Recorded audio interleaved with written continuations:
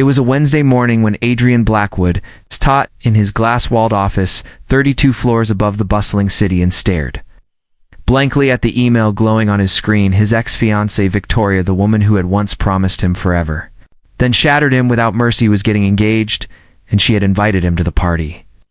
As if it were the most natural thing in the world, the subject line read, "Engagement Celebration, Victoria and Julian," and for a long moment he couldn't decide whether to laugh or punch the wall. Victoria always loved her power plays, but this one was cruel, even for her, she knew.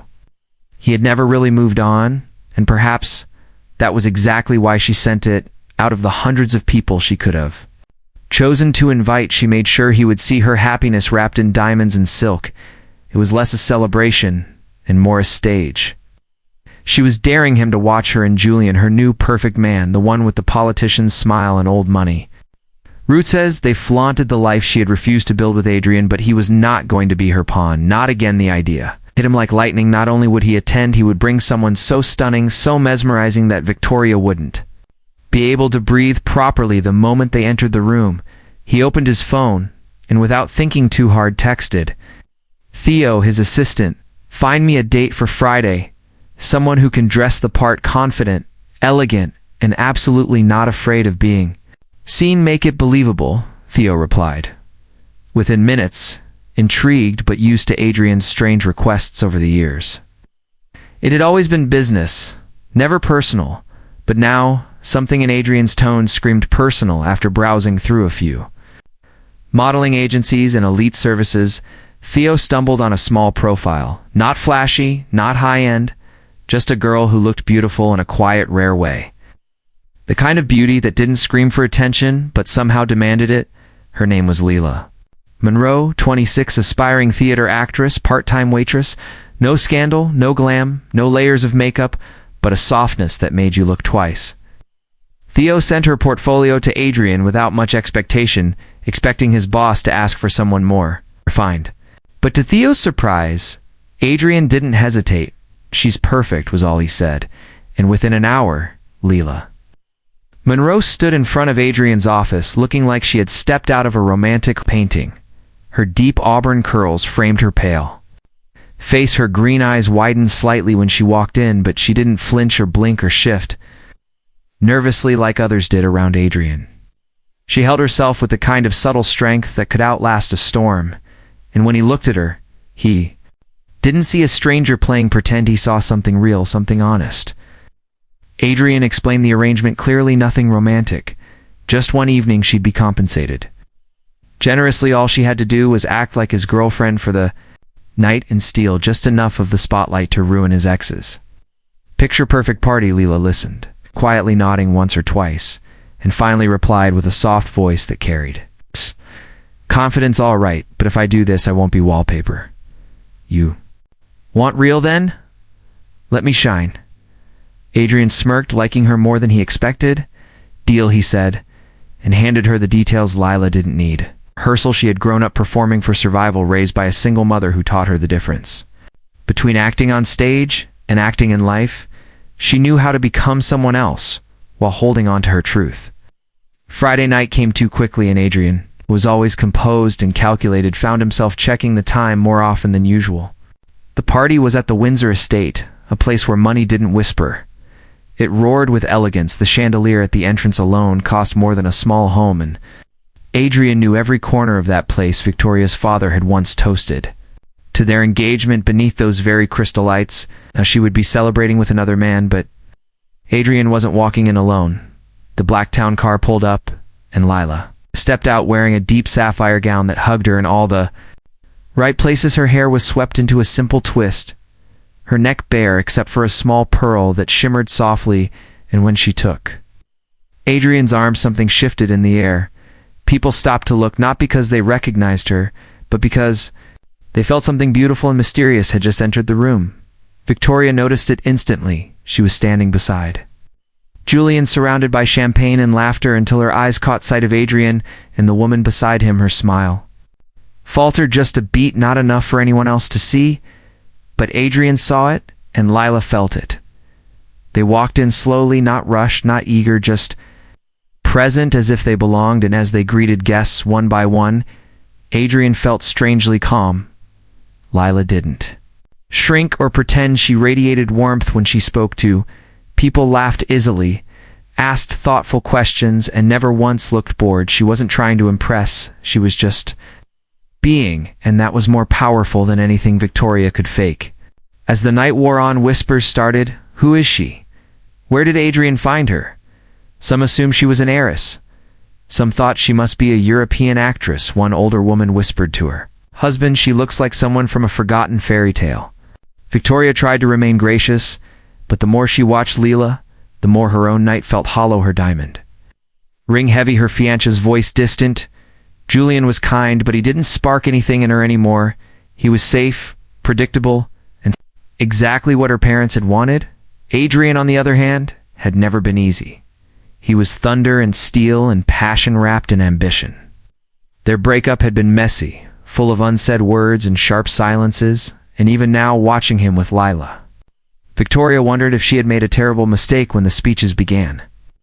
Adrian stood at the back of the crowd with Lila's hand resting gently on his. He had no intention of staying for long, but the way Lila looked up at him, as if she saw him not as the CEO, not as the man seeking revenge, but just him, it made him pause. She leaned close and whispered, "Do you still love her?"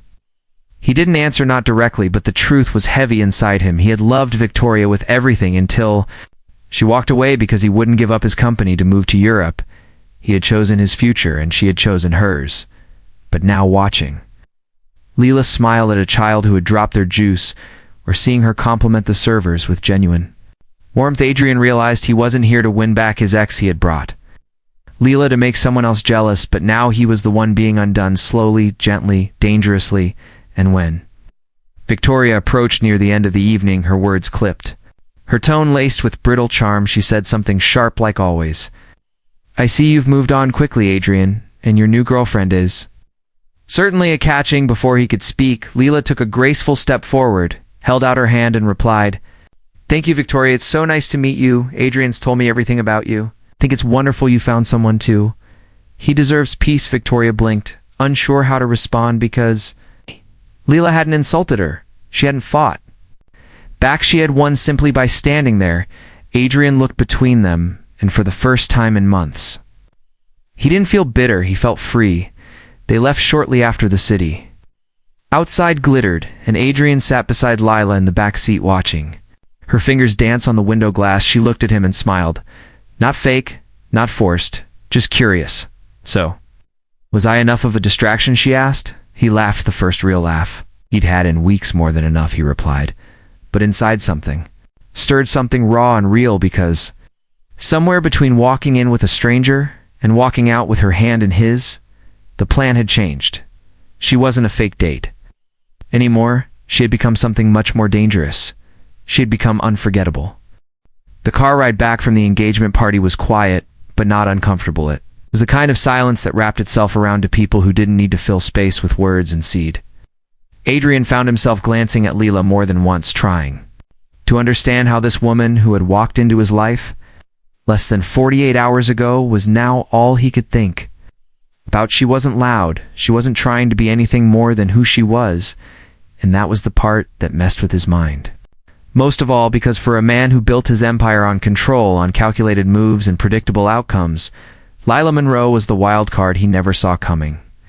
And when he offered to drop her home, she just smiled and said, "I'll walk the rest from here, thanks for the ride." And Adrian didn't know why, but the way she stepped out of the car in that gown with her shoes in one hand, walking barefoot on the pavement, made something twist inside him. It wasn't desire, it was something quieter, deeper, like nostalgia for a future that hadn't happened yet.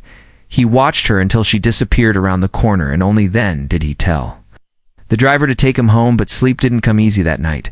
Instead, his mind kept replaying the evening, the way Victoria had faltered, the way Lila had moved through the crowd like she belonged to no one and everyone at once, and especially the way she had looked at him during that one stolen moment when her fingers had brushed his, and the whole world had gone quiet. The next morning, Thea was already waiting outside his office with a raised eyebrow and a smug grin. "So, I take it your plan worked?" he asked, and Adrian just shook his head slowly. It worked too well, he muttered, which only made Theo more curious. Leela hadn't texted or called, and he hadn't either part of him. Wanted to keep it simple, pay her as promised, and never cross. Oh, paths again. But the other part, the part that had been silent since Victoria left, was wide. Awake, screaming at him to see her again just once more, for no reason that made business sense, so he sent a message around. Noon, hey, just checking in, hope you got home safe, and thanks for last night, you were amazing, professional, smooth nothing. Too personal, but he stared at the message for a long time before hitting send, and when she replied an hour later with a simple, I had fun, thank you for trusting me, something about the way she didn't try to impress, or flirt, or ask for more made him want her more than he should have. Days passed, and Adrian found excuses to think about her. He looked her up once, found a video of her in a small, off-Broadway play. She was magnetic, even in grainy footage. Her voice pulled emotions out of thin air, and he realized then that she wasn't playing a part at the party. She had simply let people see who she really was. He tried to move on, but she was in his head, like a song stuck on repeat. So one evening, almost a week after the party, he showed up at the small cafe where she worked. She didn't see him at first. Her back was turned as she took an order and laughed with a coworker, and he stood there watching the way she moved, her ease, her natural warmth, and when she turned and saw him, her eyes widened just slightly, but then she smiled and walked over with a raised brow. I figured you'd vanish after the party, she said, tying her apron tighter and standing behind the counter. What are you doing here? Adrian didn't know what to say. Really, he hadn't planned anything beyond just seeing her again. I was in the area, he lied, and she didn't believe him, but didn't press. Instead, she made him a cup of coffee on the house and sat across from him. Talked about nothing and everything. He told her about his company, how he started with nothing and fought tooth and nail to build it. She told him about her mother, how she had cleaned hotel rooms for 20 years and taught her how to survive and dream at the same time, and somewhere between shared memories and stolen glances, something shifted again. They weren't pretending anymore, and that scared Adrian more than he wanted to admit, because feelings didn't fit neatly into his life. But here they were, growing anyway, unstoppable. Later that week, he asked her to dinner, not a fake event, not a scheme, just dinner. And Lila said yes.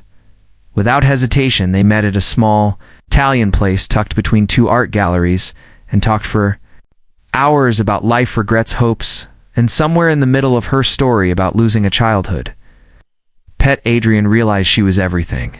Victoria wasn't honest, humble, full of heart, and absolutely unafraid of being vulnerable. As they walked back to her apartment, she reached for his hand, and it felt so natural that neither of them questioned it. And when they reached her door, she turned to him and whispered, I didn't expect this. And Adrian replied, neither did I, and kissed her gently. Kiss wasn't rushed or hungry. It was slow, soft, filled with the weight of something beginning, something dangerous and real. And when he pulled back, she looked up at him with eyes that seemed to see straight through the walls he had spent years building. In the days that followed, they grew closer. Adrian found excuses to see her, to show up at the cafe during lunch, to take walks in the evening sometimes. He'd pick her up from her acting class or help her run lines, and it became the best part of his day, watching her light up as she chased her passion. But not everyone was happy. Victoria heard the rumors through mutual friends someone had seen Adrian and Lila together in the park, holding hands. Another had spotted them at a street fair, laughing like teenagers, and Victoria, who had assumed the girl was a hired showpiece, realized too late that she had brought this on herself. So one afternoon, she showed up at Adrian's office, looking polished, powerful, and full of questions. She asked if they could talk, and Adrian agreed. Reluctantly, she sat across from him and said, You really like her, don't you? Adrian didn't answer right away, but his silence was enough. Victoria leaned forward, eyes sharp. You think she understands your world, the pressure, the responsibility? She's not like us. Adrian met her gaze and said, Exactly. She's not like us. And that's why I feel alive again. Victoria stood slowly, a bitter smile on her face. You'll get bored, she said quietly, and left without looking back. Adrian should have felt triumphant, but instead he felt something darker, the weight of change, the fear that maybe Victoria was right, that maybe this was all too good to last. But then he saw Lila again that night, and all The noise disappeared. They lay on her tiny couch, tangled in blankets, watching an old movie, her head on his chest, her fingers tracing lazy patterns on his skin. And Adrian realized he would give up every boardroom deal and luxury apartment just to hold on to this feeling, this girl who looked at him not for his title or money, but for who he was beneath it all. She asked him once why he never dated seriously after Victoria, and he told her the truth, because I thought what I had with her was love, and when it ended, I didn't trust myself to know the difference anymore. Leela didn't say anything. She just kissed him softly, as if to say, let me show you the difference. Weeks turned into months, and their relationship deepened. Adrian introduced her to Theo, who immediately liked her, and even his board noticed the change in him. He was lighter, more human, more present, but one night, everything almost unraveled. Lila had an audition, a big one, her first real shot at Broadway, and Adrian had promised he'd be there, but a last-minute crisis at the company pulled him away, and by the time he arrived, the theater was empty. She sat outside alone. Mascara-smudged dress, wrinkled and eyes red from holding back tears. I waited. She whispered, and Adrian felt like the worst man alive. He tried to explain, to apologize, but Lila stood up, looked him straight in the eye, and said, I don't need you to rescue me, I just need you to show up when it matters, and walked away. And for the first time since meeting her, Adrian panicked, because losing her felt like losing the one thing that made him real. He spent the next 2 days trying to fix what he broke, showing up at the cafe with flowers, calling, leaving messages. Finally, he waited outside her apartment in the rain, soaked and breathless, until she opened the door and stared at him silently. I was wrong, he said. You were never just a date. You're not a distraction. You're the reason I breathe, and if you'll let me, I want to start over for real. And after a long moment, Lila stepped outside, took his hand, and whispered, then show me, Adrian, because I won't pretend to be temporary again. And in that moment, something inside both of them broke and healed at the same time, and they knew whatever came next, it was no longer a game.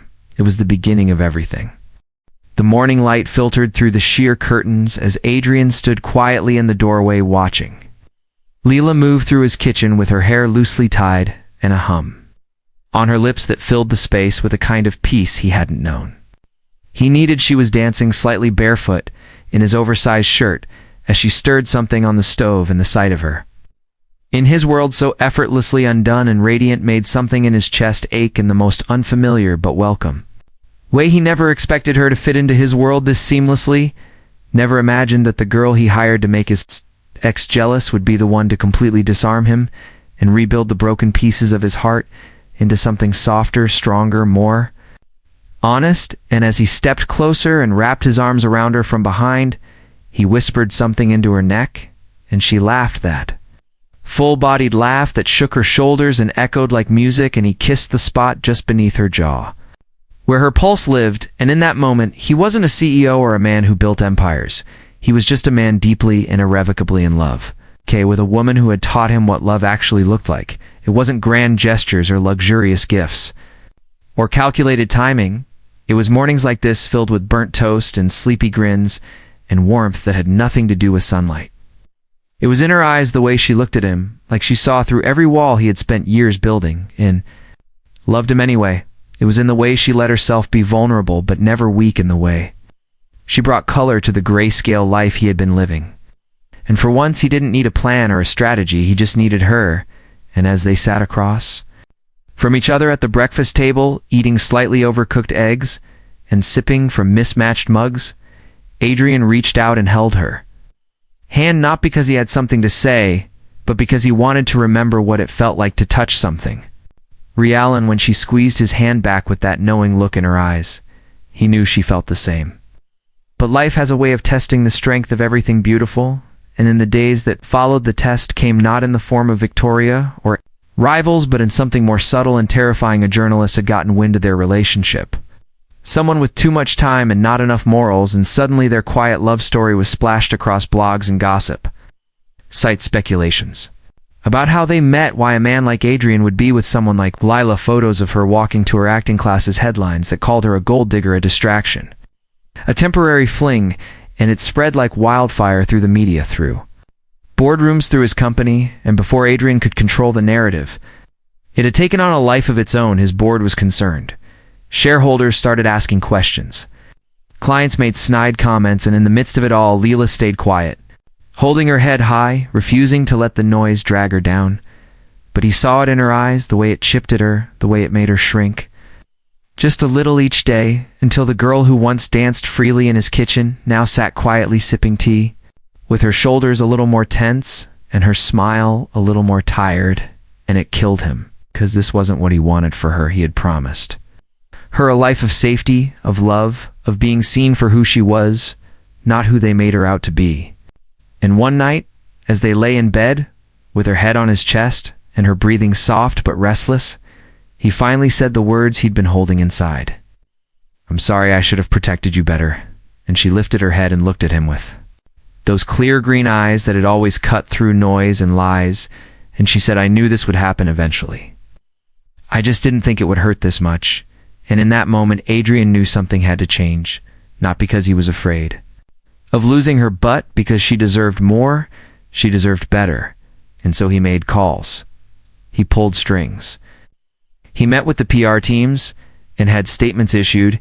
He declined interviews, refused to fuel the fire, and when a particularly vile article was published with doctored photos and cruel assumptions, he personally sued the publication and made sure they printed an apology on their front page, not because he cared what the world thought of him, but because he refused to let them define her. And in the middle of that storm, Lila auditioned for a major role, a leading part in a Broadway revival that could change everything. And she got it not because of connections or media buzz, but because when she walked into that room and opened her mouth to speak, the room stopped breathing, and they saw what Adrian had seen from the beginning, a woman who didn't need approval to be radiant, a woman who was already extraordinary long before anyone noticed. And on opening night, Adrian stood at the back of the theater with his hands clenched and his heart pounding as the curtain rose and Lila stepped into the light, dressed in character but completely herself, and for 2 hours he watched her hold an audience of hundreds in the palm of her hand. And when she took her final bow and the standing ovation roared through the theater, Adrian had tears in his eyes, not from pride, but from awe. And as she rushed into his arms after the show, surrounded by flowers and congratulations, and strangers who suddenly wanted to be her friend, he held her tightly and whispered, "I told you." And she laughed through her tears and said, "No, I told you." And in that moment, they weren't just surviving the world, they were rising above it. They left the theater hand in hand, with her head on his shoulder and his heart swelling with something too big for words, and back in their apartment as she peeled off her stage makeup and he poured them both a glass of wine, they sat on the balcony, wrapped in a blanket, staring out at the city, and he looked at her with a seriousness that made her still and said, "I want forever with you. I want mornings and evenings and the hard days and the beautiful ones. I want to build something that no headline, no lie, no opinion can touch." And he pulled out a small velvet box, not flashy, not loud, just meaningful, and inside was a ring, simple, elegant, timeless like her. And he said, "Marry me not because of the timing or pressure or noise, but because you are my peace and my fire and my truth." And she didn't cry. She just smiled so wide it made his heart ache, and nodded and said, "I was already yours." And they kissed under the stars with the city buzzing below them like distant applause. And a month later, they stood in a garden filled with lights and music and faces that mattered, and they spoke vows they had written at midnight, between laughter and coffee and whispered secrets. And they didn't promise perfection or fairy tales. They promised presence, honesty, forgiveness, and love that chooses again and again, even when it's hard, even when it hurts. And when they kissed the first time as husband and wife, it wasn't cinematic, it was real and messy and absolutely perfect. And in the months that followed, they learned each other's rhythms, her early morning routines, his late-night work calls, her tendency to cry during sad commercials, his habit of leaving jackets everywhere, and they fought sometimes about small things and big things, but they never went to bed angry, and they never let silence last longer than necessary. And when Lila's show went on tour, Adrian found a way to make his company run remotely so he could follow her from city to city, sometimes working in dim hotel lobbies while she rehearsed, sometimes just watching her from the wings and cheering louder than anyone else, and she started writing a play of her own, one based on their story. Not the fame or the drama, but the quiet magic of meeting. Someone who sees you when you don't want to be seen and loving them anyway. And when she read it to him one night over takeout and candlelight, he didn't speak, he just kissed her hand and thanked the universe for the night he walked into that party thinking he was getting even with his ex, and instead walked into the arms of the only woman who had ever truly loved him. And years later, as they sat on a porch swing in a small house by the sea, with laughter echoing from inside and a little boy with his mother's eyes chasing fireflies across the yard, Adrian looked at Lila and said, "Can you believe all this started because I was petty?" And she laughed and said, "No, it started because you were lost, and I was brave enough to say yes." And he kissed her and held her close, and thought to himself that of all the deals he had ever made, all the power he had ever held, nothing compared to the moment. He chose her, and she chose him back, not for a night or a plan or a show, but for everything. Always, all of it.